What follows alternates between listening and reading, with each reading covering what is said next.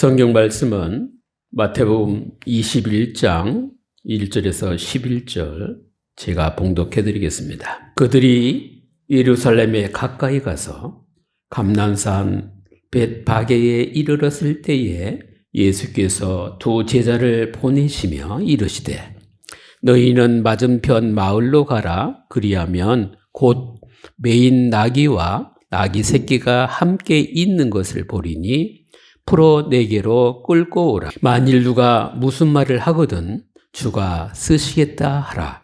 그리하면 즉시 보내리라 하시니 이는 선지자를 통하여 하신 말씀을 이루려 하심이라. 일렀으되 시온 딸에게 이르기를 내 왕이 내게 임하나니 그는 겸손하여 나귀 곧 멍에 매는 짐승의 새끼를 탔도다 하라 하였느니라. 제자들이 가서 예수께서 명하신 대로 하여 나귀와 나귀 새끼를 끌고 와서 자기들의 겉옷을 그 위에 얹음에 예수께서 그 위에 타시니 무리의 대다수는 그들의 겉옷을 길에 펴고 다른 이들은 나뭇가지를 베어 길에 펴고 앞에서 가고 뒤에서 따르는 무리가 소리 높여 이르되 호산나 다윗의 자손이여 찬송하리로다. 주의 이름으로 오시는 이여 가장 높은 곳에서 호산나 하더라. 예수께서 예루살렘에 들어가시니 온 성이 소동하여 이르되 이는 누구냐 하거늘 무리가 이르되 갈릴리 나사렛에서 나온 선지자 예수라 하니라. 아멘. 오늘 제목은 예루살렘에 입성한 갈릴리 나사렛 사람 바로 예수님을 말씀하고 있습니다. 예수님은 이 땅에 33년 계셨습니다. 오늘 본문은 6일 고난 가운데 성경 말씀에 이 고난을 깊게 기록한 내용입니다. 그 중에서 첫날인데 예수님께서 예루살렘으로 입성하게 되었습니다. 예루살렘 입성하면 여러분 무엇이 떠오릅니까? 모든 것이 하나님의 계획인 것을 알겠는데 유대인들이나 성공한 사람들은 큰 도시, 그들이 기대하는 모습으로 예수님이 오기를 바랬을 거예요. 그런데 우리의 모든 시작은 구원의 계획을 이루기 위해서 우리 예수님이 예루살렘에 입성했다는 사실입니다. 구원 사역을 이루는 방법으로 십자가 지시기 위해서 예루살렘으로 입성하신 겁니다. 이것 또한 본인의 계획이 아니고 하나님의 말씀인 선지자의 예언대로 나귀를 타고 예루살렘에 입성했습니다. 위대한 왕으로 오신 것이 아니고 겸손의 왕으로 오셨다는 겁니다. 평화의 왕으로 오신 것을 우리는 깨달아야 됩니다. 다시 한번 얘기하면 메시아를 환영하는 무리들은 말 타고 정복자로 정치적인 왕으로 자기들을 힘있게 다스릴 왕으로 기대를 했는데 이것은 잘못된 기대입니다. 오해 속에서도 이 일이 일어나지만 이것 또한 하나님은 구원의 계획으로 이끌어 가신다는 사실입니다. 그래서 양탄자 대신에 무리의 고독과 종려나무 가지를 땅에 펴서 그 위에 나귀 타고 오신 예수님을 여러분 마음속에 깊이 생각할 수 있길 바랍니다. 예수님은 가난한 자의 무리들의 예침을 들었습니다. 뭡니까? 다윗의 자손 갈릴리 나사렛에서 나온 선지자라 고백하고 호산나를 외치는 무리들 통해서 오셨습니다. 예수님의 발자취는 십자가의 고난의 가시받기를 통해서 인류의 모든 죄와 사망에서 건져내실 메시아임을 세상에 선포되는 예루살렘 입성이 된 겁니다. 그래서 저와 여러분은 구원자 예수 그리스도를 고백하는 삶이 바로 하나님의 계획을 성취하는 삶이구나. 여러분, 하나님의 계획을 성취하는 삶 가운데 여러분이 언제든지 언약 붙잡고 결단하고 하나님이 행하시는 역사들을 볼 수 있길 바랍니다. 이걸 보고 우리는 첫 번째 뭐라고 그래요? 신앙생활이라고 그래요. 그래서 신앙생활에서 중요한 게 뭐냐면 보는 눈이 중요합니다. 하나님 믿으면 일어나는 역사들이 많잖아요.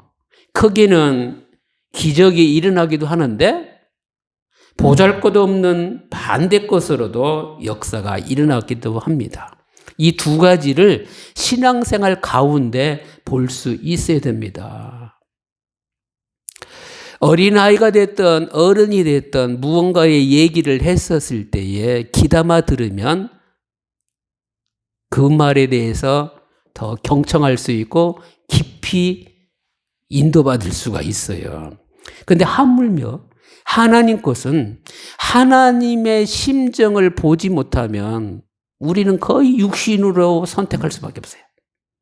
하나님은 모든 것을 통해서도 오늘도 나에게 나오지만 하나님은 구원의 계획으로 이끌어 가신다는 사실입니다.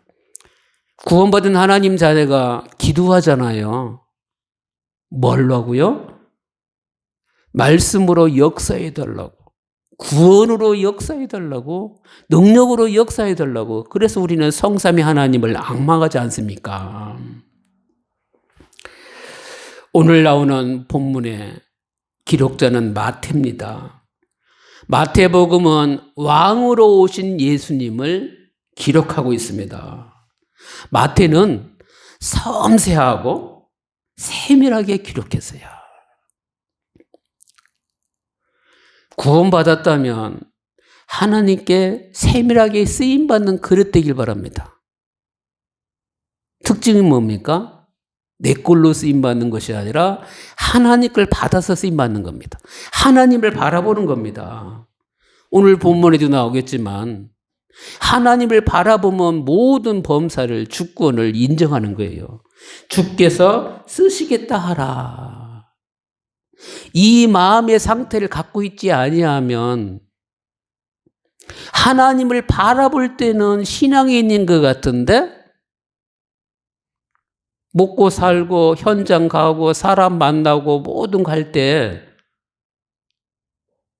이 속이나 겉모습까지도 주의 것으로 쓰임받는 그 부분을 우리는 현장에서 어떻게 하고 있는지 우리가 오늘 말씀 통해서 깨달아야 될 줄 압니다. 오늘 본문 말씀에 보니까 감람산 벳바게라고 나옵니다. 예루살렘으로 오는 거리는 감람산에서 얼마 안 걸려요. 용종동에서, 그렇죠? 바로 옆에가 금천동이에요. 가깝잖아요.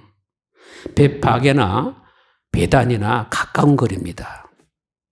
이 베다니는 슬픔의 집이라고도 하고 가난의 집이라고도 해요. 잘 사는 동네가 아닙니다. 예루살렘처럼 큰 성도 아닙니다. 근데 우리 주님은 왜 여기서 활동했을까요? 여기에는 누가 살았을까요? 식사 준비를 한 마르다, 말씀을 들은 마리아, 그리고 이 베다니에는 죽은 나사로를 살린 곳입니다. 문둥이 시몬 집에서 예수님이 말씀 전할 때에 예수님께 다가와서 옥합을 깨고 예수님 머리에 향유를 부은 옥합을 깬 그 곳입니다. 그러면 여러분 마음속에 와닿는 거 있잖아요. 예수님이 함께하는 곳이면 축복의 장소구나. 이곳에 두 제자를 보냈습니다. 구원받은 하나님 자녀가 가는 곳이 어느 곳이든지 간다면 거기가 축복의 장소, 축복의 곳이라는 것을 여러분 알아야 됩니다. 언제든지 놓치지 말아야 될 게 나는 그리스도 대사다. 나는 이번 주 강단 말씀을 내가 내 영혼 속에 담았기 때문에 강단의 말씀을 현장에 심부름하는 심부름꾼이다. 이걸 놓치면 그냥 내 것으로 살 게 많을 겁니다. 그래서 두 제자를 밥백에 곧 베다니로 보냈는데 맞은편 마을로 가라. 그리하면 곧 메인 나귀와 나귀 새끼가 함께 있는 것으로 보리니 풀어 내게로 끌고 오라. 성경에는 설명한 내용이 없는데, 그렇죠? 잘 사는 동네 같으면 나귀 한 마리, 나귀 새끼 한 마리, 그렇죠? 그렇게 내놔도 괜찮았을 겁니다. 가난한 동네는 가축도 내 가족과 같은 거예요. 내 식구처럼 키운단 말입니다. 그런데 주께서 쓰시겠다고 하라 그러니까 이 나귀와 나귀 새끼를 내어주는 걸 봅니다. 무슨 말이냐? 주님이 원하시는 것이라면 무엇이든지 아낌없이 바칠 준비가 처음부터 되었다는 겁니다. 여러분은 주님께 바칠 준비가 되어져 있습니까? 나귀를 내어준 자는 나귀만 내어준 것이 아니라 자기 자신을 내어준 거라는 것을 깨달아야 됩니다. 이것을 보고 한 가족이라고 하는 거예요. 이것을 보고 예수 그리스도의 주권입니다. 이것이 헌신입니다. 이것이 사랑입니다. 예수님이 거기에 찾아간 게 아니잖아요. 그런데 왜 이렇게 했을까요? 이 동네는 문둥병도 살려줬고 죽은 자도 살려주고 병든 자도 살려주고, 그래서 이 작은 동네의 사람들은 치유받은 것이 전부가 아니라 치유의 능력을 베푸신 이 예수님이 하나님이라는 사실을 믿었다는 것이 더 중요한 겁니다. 저와 여러분은 예수님 마음속에 베다니의 지역이 있고 베다니 사람들 마음속에 예수님이 계셨다는 사실을 지금 마음속에 고백할 수 있길 바랍니다. 예수님이 내 마음속에 계십니까? 내 마음속에 예수님이 계시다면 예수님 동안 우리가 누군지 아신다는 사실을 고백할 수 있길 바랍니다. 이걸 보고 주를 위해 쓰임받길 원합니다. 우리 주님은 없는데 내놓으라는 분이 아니에요. 무엇을 가졌든 안 가졌든 상관없이 우리는 영생의 축복을 예수 그리스도를 주로 믿는 순간 받았기 때문에 한 번 사는 인생, 주를 위해서 살겠다고 결단하는 순간 하나님은 응답의 시작, 축복의 시작, 모든 역사의 시작이 함께 하실 줄 믿습니다. 하나님은 홍해를 가르시고 예굽과 바벨론과 아수르도 멸망시키셨습니다. 하나님은 무엇이든지 하실 수 있는 능력의 분이 아닙니까? 하나님의 계획을 볼 줄 알아야 됩니다. 왕궁에 힘 있는 청년 모세를 부르신 것이 아니고 미디안 노인 모세를 하나님이 부르셨습니다. 그래서 하나님은 일을 하실 때 반대로도 진행한다는 사실을 우리가 놓치면 안 됩니다. 그래서 보는 눈이 중요하다고 했잖아요.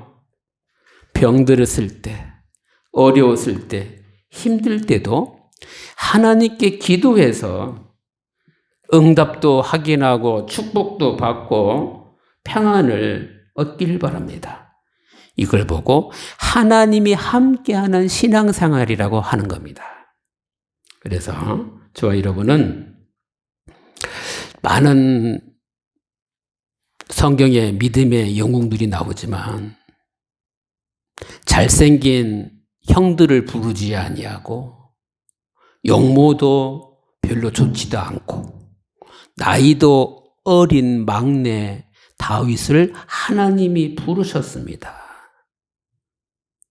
그래서 우리는 시작할 때 영적인 눈을 볼 수 있도록 하나님께 기도할 수 있길 바랍니다. 하나님, 이 시간 영적인 눈을 열어 주옵소서. 가장 어려울 때, 이스라엘이 어려울 때 최고의 선지자 엘리야를 부르셨습니다. 예수님도 나사렛 출신이지만 이 시대의 사람들 때 쓰임받는 거 보면 시골 동네, 엘리야는 길르앗 출신입니다. 엘리사는 아벨무올라 시골 출신입니다. 그러면 시골 출신은 쓰임받고 대도시에 사는 사람은 쓰임 못 받는다는 거냐? 그 얘기가 아닙니다. 시골 출신이라 할지라도 하나님이 부르시면 쓰임받는다는 얘기입니다. 세상의 방법이 아니라 하나님의 방법으로 부른다는 사실을 우리가 놓치지 말아야 됩니다. 어려울 때마다 하나님은 하나님의 뜻을 깨닫게 해 주신다는 사실입니다. 그래서 신앙생활은 하나님의 역사도 볼 수 있고 반대것도 보면서 신앙생활은 속지 않는 것입니다. 이 두 가지를 볼 수 있길 바랍니다. 그럼 따라온 두 번째가 뭐냐? 하나님의 역사입니다. 하나님의 계획을 보는 눈이 열리고 좋은 일과 나쁜 일이 함께 오기 때문에 하나님의 역사는 삶 속에서 구분할 수 있어야 됩니다. 이게 하나님이 이 방향으로 하시는 게 맞는지, 이것이 인도하는 길인지 늘 주님과 대화하고 소통하면서 말씀으로 확인할 수 있길 바랍니다. 하나님은 바리새 교회나 중세교회를 쓰지 아니하시고 뱅구도 부족하고 직업도 별로 시원찮은 초대교회를 사용하시고 뛰어난 인물들이 많은데 우리 하나님은 마틴 루터를 쓰신 것을 우리가 역사를 통해서 알지 않습니까? 마찬가지입니다. 예수님이 탄생하셨습니다. 인간도 이 땅에 태어날 때 거의 대부분 산부인과라든지 집이라든지 좋은 곳에서 그래서 태어나잖아요. 예수님의 탄생은 뭡니까? 육신의 몸으로 오실 때 말구유에 태어났어요. 태어나고 보니까 가난한 목수의 아들로 태어났습니다. 그리고 예수님이 자란 곳이 예루살렘이 아니고 나사렛 동네입니다. 세상 사람들의 기준으로 볼 때는 인물이 날 곳이 아닌 거예요. 그리고 활동 무대가 주로 어디예요? 갈릴리예요. 갈릴리 어부들, 그렇다고 해서 부자가 있겠습니까? 여기에 하나님의 계획이 있다는 사실입니다. 언제든지요, 우리가 중요한 일은 돌다리도 짚어가면서 간다는 것처럼 그런 마음의 상태로 모든 매사를 주님께 맡기고 기도 가운데 인도받으면서 가야 되는 거예요. 이사 갈 때도, 사람 만날 때도, 후대의 배우자 만남 놓고 기도할 때도 내 거 갖고 하면은 빠른 것 같고 응답이 좋은 것 같고 그렇죠? 확실한 것 같은데 하나님의 자녀의 방법은 처음부터 말씀이고 처음부터 기도고 말씀 붙잡고 기도한 것 가운데 하나님이 이거 주셨구나 확신 가운데 한 걸음 한 걸음이 여정이 되는 발걸음 되길 바랍니다. 왜 그러느냐? 바리새인들은 도대체 이해가 안 됩니다. 자기들이 그림 그려놨던 거하고는 너무너무 다르기 때문에 전쟁터에서 승리하면 말 타고 엄청 멋있게 개성장군으로 나타나는데 분명히 소문들은 많이 들었고 본인들이 보기도 했는데 많은 기적과 이적을 베풀고 능력이 있어 보이는데 개성 장군이 입성하는 그 모습이 아니라 낙이 새끼 있는 낙이 타고 들어오니 얼마나 기분이 나빴겠어요. 거기다가 사람들은 배움도 부족하지 가진 것도 없지 그 더러운 옷 걷어 벗어가지고 땅에 깔아주지 종로나무 가지를 땅에다 깔아놓으니까 기분이 상한 겁니다. 그래서 소동이 일어나는 거예요. 근데 그 속에 호산나 하면서 찬양하고 있어요. 온 소동이 일어날 수밖에 없는 겁니다. 소동이 일어나기 전에 이미 처음부터 예수님에 대한 방법을 알지 못하는 겁니다. 그러니 머리가 얼마나 아팠겠어요. 그때 누가 묻기를 저 사람이 누구냐? 갈릴리 나사렛에서 나온 선지자 예수라 하니라 그랬어요. 이것까지도 우리 하나님은 계획하신 겁니다. 이 본문은 스가랴 예언된 말씀입니다. 그래서 스가랴 9장 9절에 보면 구원을 베푸시며 겸손하여서 평화의 왕으로 낙에 타고 오실 것을 말씀으로 예언하고 계시고요. 스가랴 14장 4절에도 보면 감람산에서 예루살렘으로 내려오심을 말씀하고 계십니다.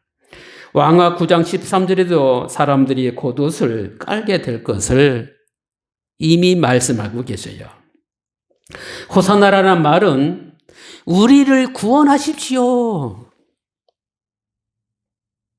유대인들이라든지 자기들이 생각하는 똑똑하다고 하는 생각들은 세상 기준에 멋진 왕으로 말 타고 융탄자 밟으면서 오길 바랬는데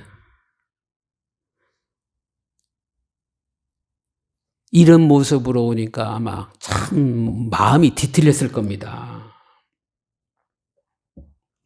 신앙의 눈으로 보지 아니하면 예수님의 걸음걸음을 이해할 수가 없습니다. 인간이 예수님을 어떻게 이해할 수 있겠습니까?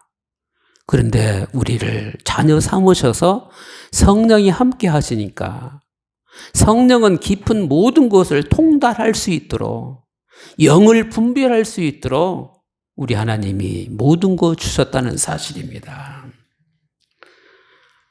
예수님의 고난 받는 것은 우리를 위한 겁니다. 이렇게 되니까 모든 사람들이 다 도망가 버렸습니다. 그러면 예수님 당시만 그러냐? 교회사에 교회가 어려우면 성도들이 도망갔어요. 그러면 그때만 그러냐? 지금도 마찬가지입니다. 왜요? 내일 아니라고 생각하니까.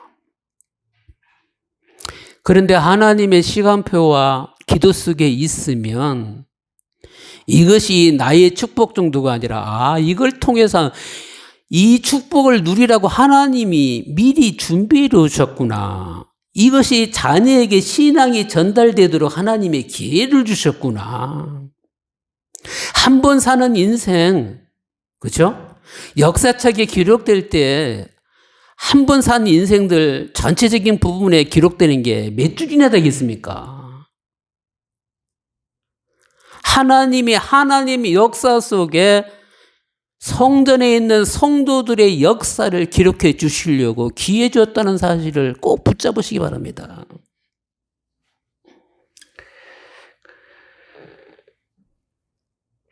예수님의 어려움 당하는 것은 어려울 때 성도들의 진이 진짜인지 가짜인지 구별할 수 있는 판가름이 될 수도 있습니다. 군인은 전쟁터에서 군인이 어떤 군인인지 알 수가 있고 좋은 성도나 교역자는 이익과 손해 앞에서 보이지 않는데 표가 납니다. 그래서 하나님의 역사 가운데 교회 생활을 어떻게 되느냐? 고난 어려움 속에 진짜만 남는 것이 하나님의 역사구나. 신앙생활과 교회 생활을 오늘 말씀 통해서 이제는 확인됐다면 결론입니다. 주를 위해 쓰임받자. 주를 위해 쓰임받자고 결단할 때에 승리가 시작될 줄 믿습니다. 예수님은 병자를 고쳐주시고 죽은 자도 살려주시고 맹인도 눈을 보게 하셨습니다. 그런데 예수님이 십자가 지기 위해서 잡히니 다 도망갑니다. 오병이어를 본 사람들도 다 도망갔습니다. 도망가지 않는 한 사람이 있습니다. 예수님 무덤에 간 마리아밖에 없습니다. 도망간 베드로도 회개하고 다시 쓰임받는데 오늘 우리의 시작이 뭐냐? 예수님의 부활을 믿지 못했던 그 시대 사람들도 다시 믿게끔 하신 우리 하나님께서 이제는 결단해야 됩니다. 주를 위한 삶, 복음을 위한 삶 살겠다 결단하시기 바랍니다. 그러면 사단이 여러분을 건드리지 못할 줄 압니다. 그래서 하나님의 계획을 깨닫고 영적인 눈이 열려서 주를 위해 쓰임받기를 예수 그리스도 이름으로 축원합니다. 기도하겠습니다. 하나님께 감사드립니다. 하나님의 역사와 반대 것을 볼 수 있는 영안을 열어주시고 고난과 어려움도 하나님의 계획으로 구분할 수 있는 신앙생활이 되게 해 주옵소서. 주를 위해 쓰임받는 결단할 수 있는 시간을 허락해 주심을 감사를 드립니다. 주 예수 그리스도 이름으로 기도드립니다. 아멘. 지금은 우리 구주 예수 그리스도의 은혜와 하나님의 무궁하신 사랑하심과 성령님의 내주 교통 충만 역사하심이 복음과 그리스도의 고난을 알고 주를 위해 쓰임받기를 원하는 모든 성도들 머리 위에 지금부터 영원토록 함께 계실지어다.